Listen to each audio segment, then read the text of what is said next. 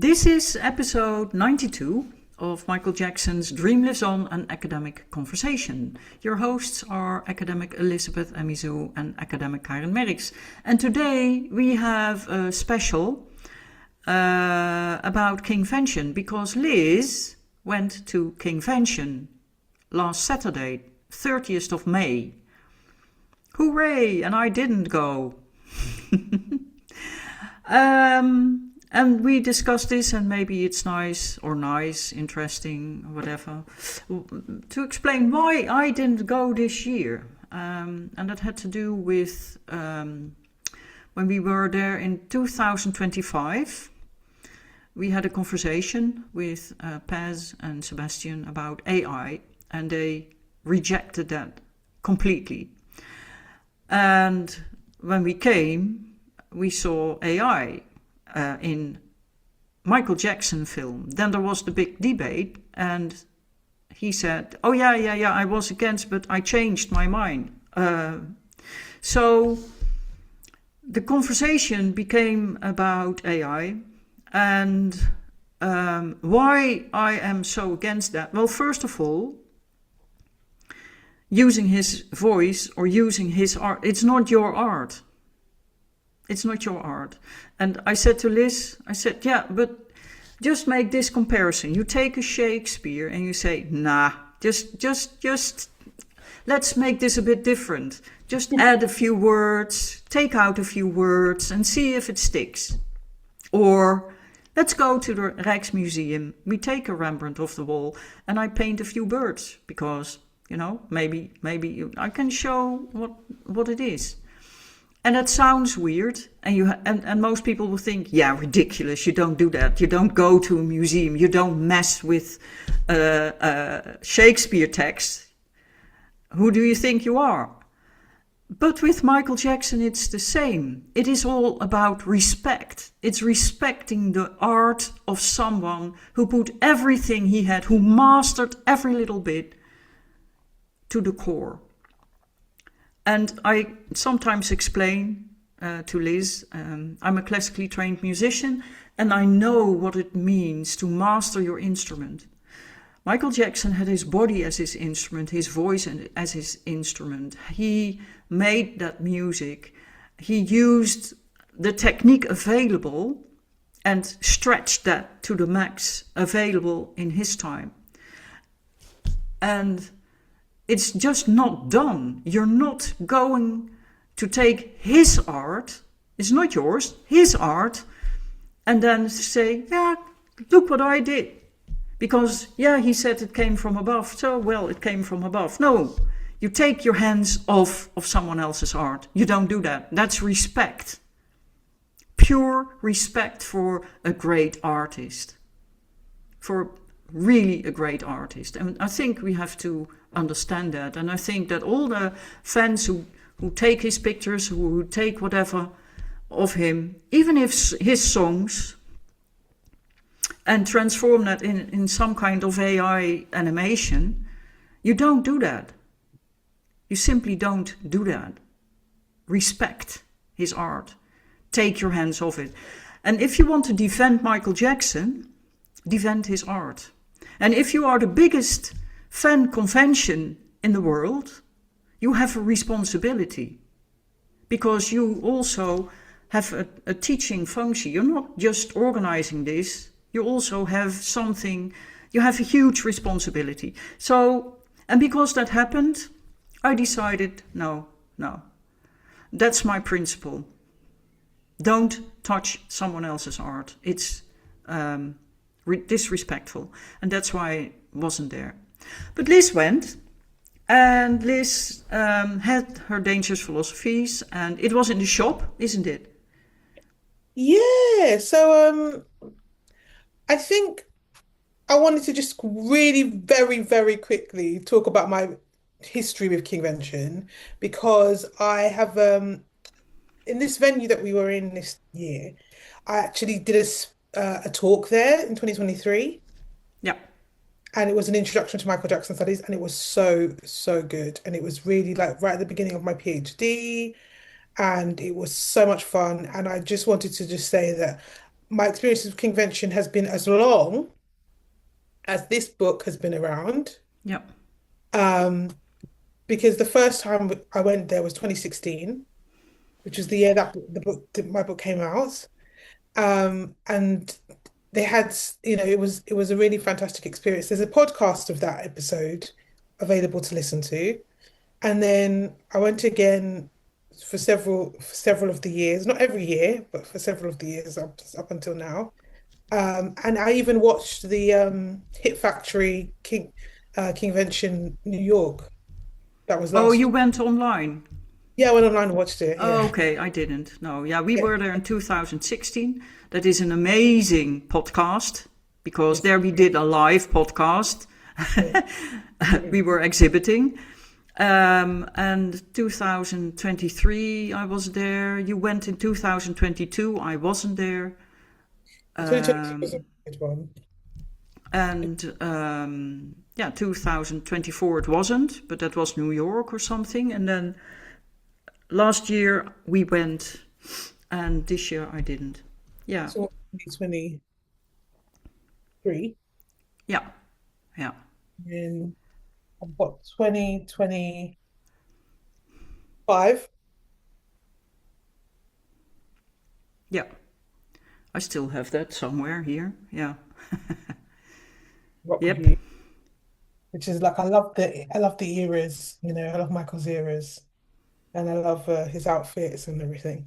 Mm-hmm. So yeah, I was really fortunate that the organizers gave me some space to sell my books this year.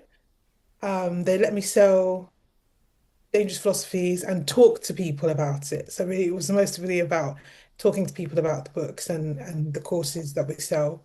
And we have a few courses. If you don't know that, we have Introduction to Michael Jackson Studies, which is fantastic. And we've also got the Dangerous Philosophies online course. And we've got Teaching Michael Jackson Studies, which are three fabulous courses. Um, There are they're more, but they're not, all they have live. to be revisited. They're not all ready. Yeah, They're not all, yeah, there's a lot more, but that's the start. yeah. And so if you want to get started, those would be three to really. And if you send us an email, we'll give you a really nice discount. If you're really struggling to pay for the courses, let us know and we will sort you out. We'll do our best. So yeah, but people are really, really excited about the books. And this is a really powerful year for Dangerous Philosophies because it's its 10th year. It's been out for 10 years this year. And we've come such a long way since the beginning. I really didn't know where the book would take me as an author and as an academic and as a student of MJ studies. But it's really taken me far and taken the journal far, taken us all far in our work. And it's also become a really pioneering staple of the academic world for Michael Jackson, which is really important. And we just wanted it to get more and more reach more breadth and depth across the world. Because academic study of Michael Jackson and recognition of Michael Jackson is important. Yeah, yeah. And um, you wrote that one of the most valuable aspects of KingVention is its commitment to preserving and promoting Michael Jackson's legacy. In what ways did they do that this year? Oh, wow. Okay, so we had some really fantastic things. There was the exhibitions. So they have the exhibitions, which are just like museum exhibitions Mm-hmm. uh, of like, so you get stills from short films, props, contracts that were signed, merchandise that was sold from Captain EO and Moonwalker. And it was stuff that you would have never ever seen before. So you Mm. can see above me here that Yeah, it was Captain EO was the theme, was another part of me was the theme for this year's convention. And they had some really fantastic costumes and clothing worn by Michael from Prop Store. And they had this jacket Michael Jackson wore, really beautiful jacket that he wore with gold thread. And they also had another one which was like a Letterman type of jacket.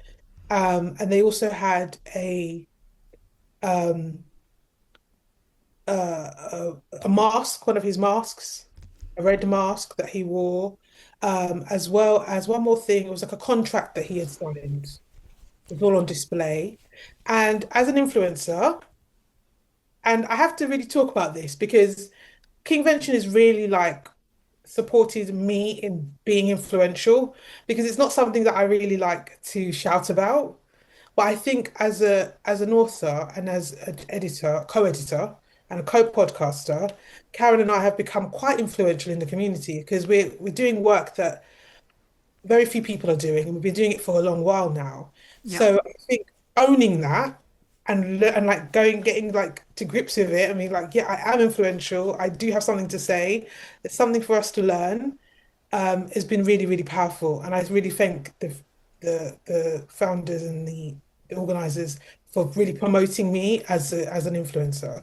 Mm. I really love that. I think that's no, I've never seen myself as something like that because as a millennial, I don't know if that's really our thing. Maybe it is, or maybe it's not.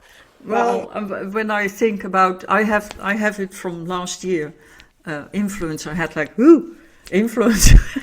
yeah, no, Because for me, that word, the connotation is really something you have on Instagram.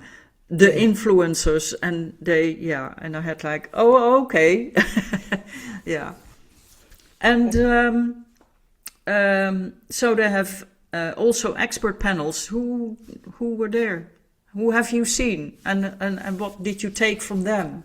Well, I think there's like the experts are really important. Like the experts, special guests are important. But I actually think that there is a lot of people in the Michael Jackson community that are really also very important. So I think I value them just as much as I value the special guests.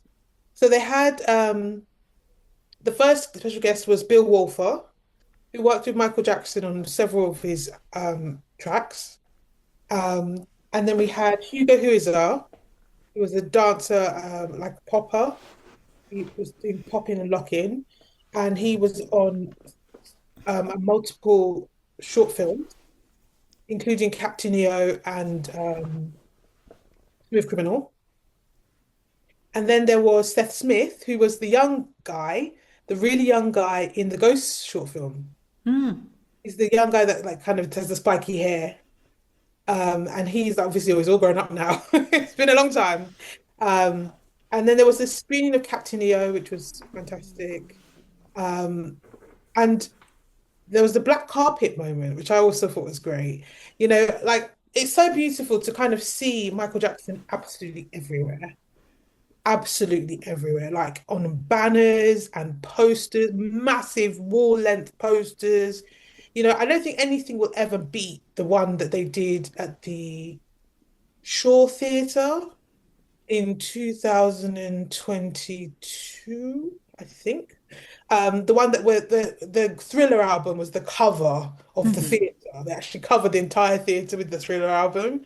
That was just like wow. And then there was 2016 where the Dangerous The cover dangerous cover. could Yeah, walk through into yeah, it. It was so cool. yeah. So the immersive experience is really powerful. And then there's also the fans. There's like one of the influencers. I'll talk about a little bit about the influencers, and also the organizers. We had um, someone called, let me pull them up. Bear with me just 1 second. Yeah, so Bryce Najar was there. Bryce Najar was a is an author, French author, who writes books based on interviews that he's done with Michael Jackson collaborators. So Bryce was there. He's been around for a long while, and he was really lovely to chat to. He's always really sweet and kind, and very very humble. And he does MJ events in France, which I think are really kind of cool. He does MJ events, and I really want to go to one. I'm really like MJ Music Day, something like that. I really want to go to one because I think that they've been really well received. And then there was like one of my favorite influencers is a lady called Angie Huff.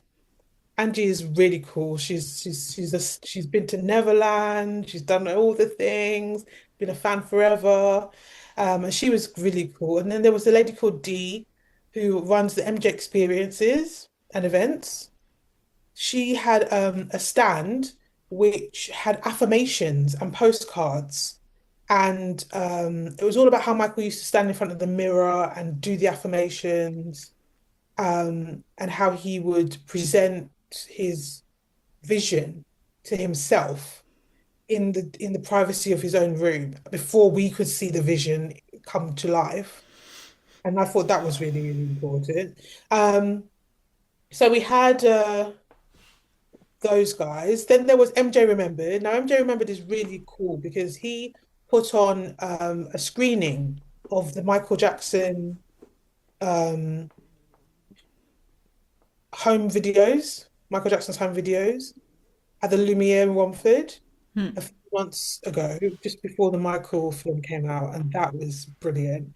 Malibu was there, Jenny, she was there, and she brought along some of her friends, and she was just a powerhouse. I don't know if you know Jenny, don't know if you know Jenny, don't you? Yeah, yeah, yeah, Yeah, yeah, yeah, yeah, she's yeah. the powerhouse. She's really like she's really really staple in the community and a very important person to talk to. She has a lot of podcasting that she does and a lot of travel. Then there was Janny, who is I want to give a little shout out to, who was just one of the people that really made me feel like it was really worthwhile being there because he obviously was very interested in dangerous philosophies and the art of Michael Jackson and the courses and everything like that. And there was quite a few of you guys that were there that were just like that, and that was brilliant for me because it just infuses me and invigorates me. I'm someone who really hungers for community, and I'm always talking to Karen about community and about how much I need that. I need to be. I don't want to be isolated, doing the research by myself all the time. But writing can be very solitary. And the acts of writing about and research can be very isolating because it's something you have to do and protect Yeah, till it's ready for other people to see in a book. yeah.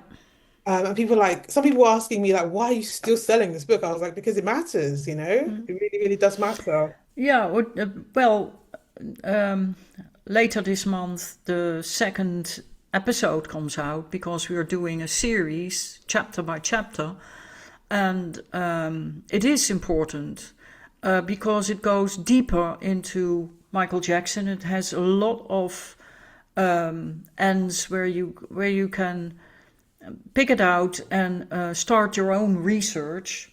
And that is very important when it comes to Michael Jackson and his art, to get a better understanding of who he really was as an artist. And I think that is important. We don't need to know, all the juicy stuff. We need to know more about his art and who he was as an artist. Um, and that understanding is what you get when you read the Dangerous Philosophies. And I'm rereading it and find again, oh yeah, of course, yeah, oh yeah, oh good. Now I can use this one for what I am working on. Oh, and this is also good. So it's really, really a good source for research. And to fill in, but also to start a research.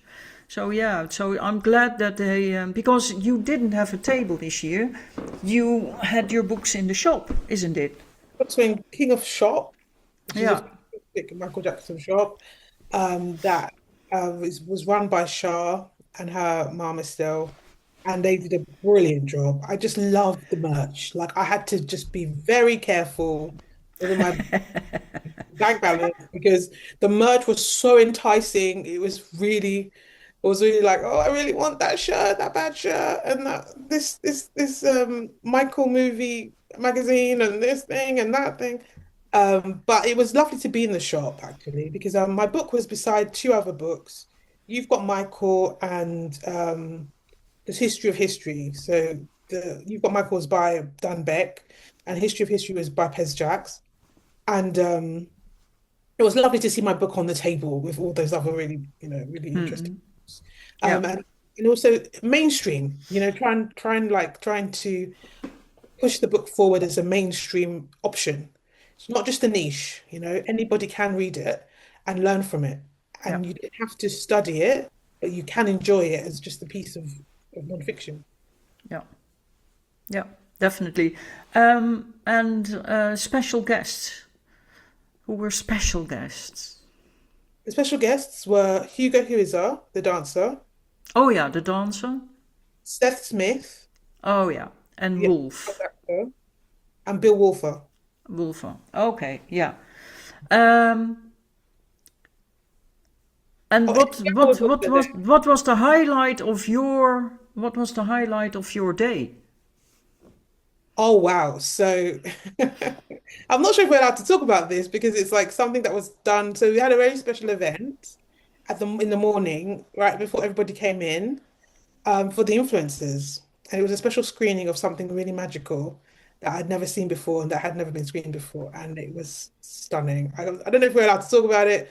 I'll see if I get permission from Pez and Seb, see if I could talk about it. But it was really amazing. I feel like if you get the chance to come to Convention as an influencer and get some of the special treatment that we got, definitely do it because it was really exciting. But there's prints, they had some really beautiful prints from Captain EO, and there's one, there's I love the aesthetic of Captain EO. Um, I don't know if the film has aged that well. I think Moonwalker personally for me has aged really well.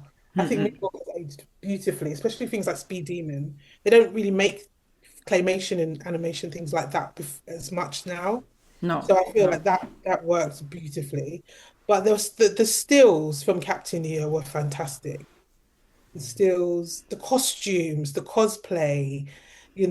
I want to mention Bomi. Bomi had she was dressed up as pretty much Michael Jackson from Leave Me Alone.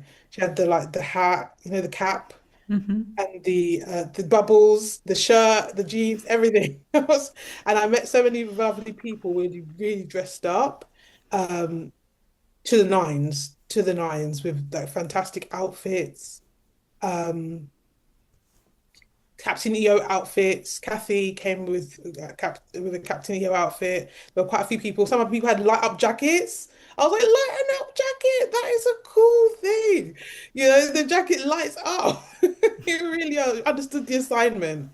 And then there was the evening. Like the evening, there's nothing like it. It's so magical because you get to just dance to your heart's content with people that are just like absolutely crazy for Michael the same way you are. And so you just get to dance and enjoy it. And I danced for an hour and a bit, and then I had to head off home. But a lot of people were dancing till like really late at night. And it was just such a wonder to see people doing the moves, smooth criminal moves, thriller moves, beat it, dude. Like it was like watching the Michael Jackson experience come to life. So that was a lot of fun. Um, there was a cafe called Cafe EO, which was sponsored by Pop Crown. And I think we will talk a little bit more about Pop Crown in the future, um, because that's something that's kind of starting to really develop and starting to gain a lot of traction. And it's something that I think might be important for the journal. Um, What and is what is it then? Pop Crown? Pop Crown is an app, which is a community for Michael Jackson fans. And it's just very like sleek and very it's the world's only Michael Jackson fan app. It's got fan community, daily quizzes, latest news, and much more. And it's something that is just a place, they're trying to create a safe place for fans to go and find the truth. Because the press it's a bit polluted when it comes to the truth. And it's important for fans to have a place that they can go. But that's something else than what the journal does, because the journal is about his art. There's always place for fans. There's always space for fans. I never want to exclude them. I never want them to feel excluded from what we do. I always feel like I want to welcome them into the world of Michael Jackson Academia. I think that's really important that they feel that they are part of it and that they've got something to contribute, even if it's just getting a copy of Dangerous Philosophies. Okay, so it was again in Glacier's Hall, isn't it? It was in Glaciers Hall. Yeah, beautiful, beautiful venue. They had this library that is stunning. It's so beautiful. Um, and they've got these stained glass windows and these beautiful rooms. Um, Fantastic. And it was all air conditioned, which we needed because it was a hot Oh day. yeah, because it was very hot. Yeah, it Last of was the very hot hot. Yeah, days, yeah, Uh, yeah, yeah, and it's just very yeah. close to Borough Market, so you could just walk outside, stroll to the right, go to Borough Market, pick up some things to eat, come back, hang out with the crew, the gang, and then, transport links to that part of London are really good. A lot of people stayed at hotels so they could just really enjoy the time, really Yeah, experience yeah. the And what deeper insight did you get from this convention? I don't know what Michael said. Michael said something about like, I think it was in This Is It. He said something like you, me, us. He said something about you, me, and us, how it has to be us together. And I really understood that at this convention. I was like, it really has to be a joint effort. We cannot do it alone. And this whole thing of another part of me and we're sending out a major love was really speaking to me for this convention. I love Another Part of Me. It's one of my favorite Michael Jackson songs, and I thought it's so true. And I just felt this whole thing about you, me, us together, and I still have that dream. That dream of this community of fans who are academics coming together and exploring Michael's work together and moving the whole narrative forward beyond all the crap into something more substantial. And I don't mind being um, at the forefront of that. When I first started this journey, I was really reticent. I was really like reluctant, but now I don't mind. I'm happy. Happy to be at the forefront if I need to be. I'm happy to be a pioneer if it's not needs to happen. And obviously I have Karin and she's amazing. Um, and we're doing this work together. So it's really, really, really brilliant. Yeah. Anything else to say about this year's convention? Um, I think this was the year of Michael. So it's the year of Michael Jackson, the movie. And that could kind of color people's perceptions of Michael Jackson because it's a portrayal of him, it's a depiction of him. But this event was about the reality of who Michael was. And that's really important to bring it back to who Michael was and what he represented.